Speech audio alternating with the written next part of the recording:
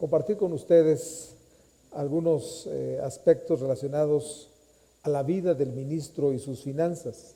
Agradezco al Señor la oportunidad que me da de tener este tiempo, que aunque es breve, quisiera dejar en ustedes algunos principios básicos de la administración de cada uno de ustedes, que al estar en un aula entiendo que tienen un llamado a servir. No necesariamente serán pastores, quizás son maestros, quizás tengan un llamado particular en su iglesia local. Y aquí estamos en esta hora y quiero orar, pero antes leer esta porción de la Escritura que está en el primer libro, en la primera carta del apóstol Pablo a Timoteo, en la que habla un poquito acerca de este tema. Y vaya conmigo al capítulo 6, primera de Timoteo 6, a partir del versículo 8, para hacerlo breve. Este pasaje está intitulado Piedad y Contentamiento.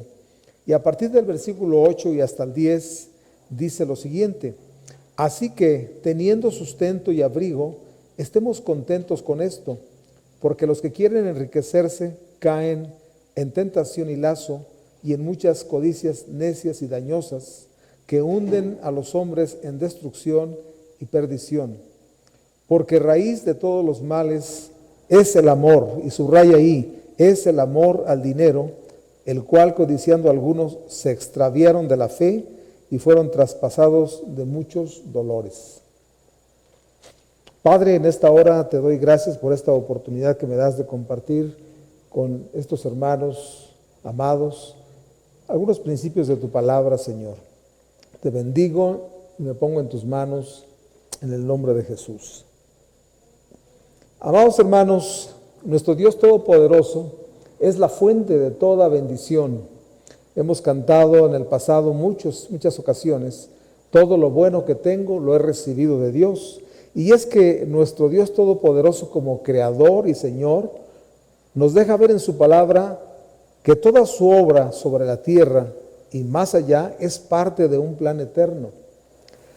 Vemos en la creación un orden perfecto en el que los seres humanos en general fuimos hechos responsables de la gestión, es decir, de la administración de los bienes que Dios puso o ha puesto y pondrá a nuestro alcance, que son las personas que nos rodean, la propia naturaleza con todos sus recursos y sus correspondientes desafíos. Pero el pecado vino a romper ese plan armónico y las consecuencias resultantes fueron desastrosas, como lo muestra la historia humana. Pero Dios no se conformó con nuestra rebeldía y en Cristo nos ofrece como seres humanos y sobre todo como hombres y mujeres nacidos de nuevo, la restauración de nuestra relación personal con Él. Por ello, en su palabra, Dios establece normas y principios que nos ayudarán a ser buenos administradores de sus bendiciones, lo cual resulta fundamental, sobre todo en tiempos como estos de pandemia, ya que aún entre las familias cristianas de hoy, escúcheme bien esto, se dice que estadísticamente el 60% de los problemas que hay en la familia, reconozcámoslo o no, tienen su origen en la administración del dinero. El dinero como tal, ya vimos que no es ni malo ni bueno. Lo que es en sí lo que nos crea problemas es el amor al dinero. Y en esta hora yo quiero recordarle por lo menos 3 cosas. Dios tiene un plan para bendecirnos como creación y como sus hijos muy particularmente. Para ello Dios nos ha dado desde el principio en Génesis la instrucción necesaria que le dijo a Adán y a Eva que la creación que él había hecho después la entregó, por así decirlo de manera simbólica, y les dijo que la administraran, que la sojuzgaran.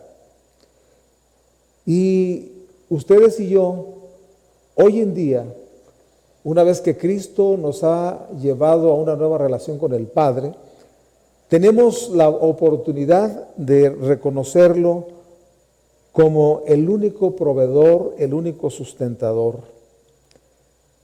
Dios nos da la vida, nos volvió a renacer en Cristo, porque nos habíamos separado de Él, nos dio dones, habilidades, talentos, que solamente porque Él nos los ha otorgado por gracia, estamos en la posibilidad de servirle a Él y servir a otros. Y es a través de servir a otros que Él nos bendice con los ingresos necesarios para nuestra familia. Por otro lado, en la palabra del Señor encontramos instrucciones muy claras, puntos que podríamos decir de disciplina espiritual al que ustedes y yo somos llamados. Hablar del ministro y sus finanzas, mis amados hermanos, es hablar de que al reconocer a Dios como el proveedor de todo, Él tiene instrucciones de qué hacer con lo que Él nos ha provisto. Y desde el Antiguo Testamento, antes que la ley se diera al pueblo de Israel en el monte Sinaí, el diezmo había sido establecido, las primicias habían sido establecidas, las ofrendas ya habían sido establecidas como un llamado de Dios a crecer en fe, en obediencia, y sabemos que eran usadas precisamente para el sustento de los sacerdotes que no tenían terrenos, propiedades de cultivo. Entonces, vamos a encontrarnos pues ahí que en la palabra del Señor, Él, como un ejercicio espiritual, pide que tú y yo, de lo que Él nos bendice, ¿verdad? Si tú eres pastor, de lo que Él te bendice a través de la congregación, si como pastor tienes otra actividad, esa es bendición de Dios. Lo que bendice a su cónyuge es bendición de Dios. Y lo que el Señor está pidiendo de nosotros es que seamos buenos administradores, buenas administradoras. Y aquí es donde empieza a ser importante el entendimiento, ¿verdad? El dinero, los bienes que recibimos del Señor, Él nos pide que le regresemos la 10ª parte. En lo personal, como pastor, hermanos, yo estoy convencido, ¿verdad? Estoy convencido de que lo que Dios nos está pidiendo que le devolvamos de lo mismo que Él nos da, así lo dijo Salomón cuando estaban recibiendo los donativos para la construcción del templo, Él dice, de lo recibido de tu mano, de ahí te damos. Y yo le digo a la congregación, no damos para que nos dé, damos porque ya recibimos de Él. Y Él espera que nosotros seamos fieles, seamos generosos, seamos hombres y mujeres que aprendamos a dar como Él, como el Señor, como Padre se dio a sí mismo a través de su Hijo para salvarnos a ti y a mí. Y la otra cosa importante es algo que la palabra dice, y a mí en lo particular me ha impactado desde la primera vez que mis ojos pasaron por esta porción. Yo voy a pedir que me acompañes ahí en 2 Corintios. Es una porción muy interesante en la que nos habla muy especialmente acerca de las finanzas. Y aquí, entre otras cosas, si usted va conmigo a 2 Corintios capítulo 9, dice de la siguiente manera: en cuanto a la administración para los santos, es por demás que yo os escriba, está escribiéndole a la iglesia, pues conozco vuestra buena voluntad, de la cual yo me glorío entre los de Macedonia y Acaya. ¿Qué es lo que está diciendo Pablo ahí? Pablo se había decidido a bendecir a la iglesia madre, la iglesia de Jerusalén, a través de las ofrendas de las iglesias gentiles.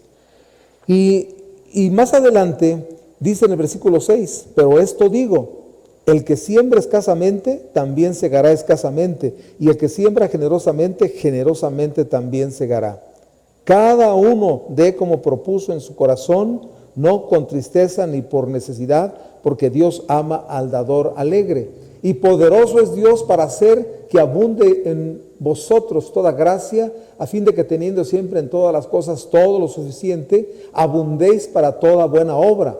Y el verso 9 dice, como está escrito, repartió, dio a los pobres, su justicia permanece para siempre. Y el que da semilla al que siembra y pan al que come, proveerá y multiplicará vuestra sementera y aumentará los frutos de vuestra justicia, para que estéis enriquecidos en todo, para toda liberalidad, la cual produce por medio de nosotros acción de gracias a Dios. Mis amados hermanos, Hablar del ministro y sus finanzas es hablar de cómo administramos los recursos que Dios en su gracia nos otorga. Alguien me dijo una vez, oiga hermano, ¿y no es mucho? Y la respuesta es muy sencilla. El diezmo no es mucho ni es poco, es el 10% de lo que Dios nos ha bendecido.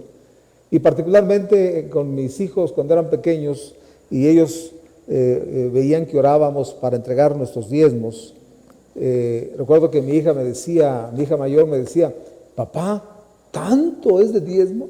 En aquel tiempo todavía no le quitaban los 3 ceros al peso. Y recuerdo que era un cheque de 2 millones de pesos.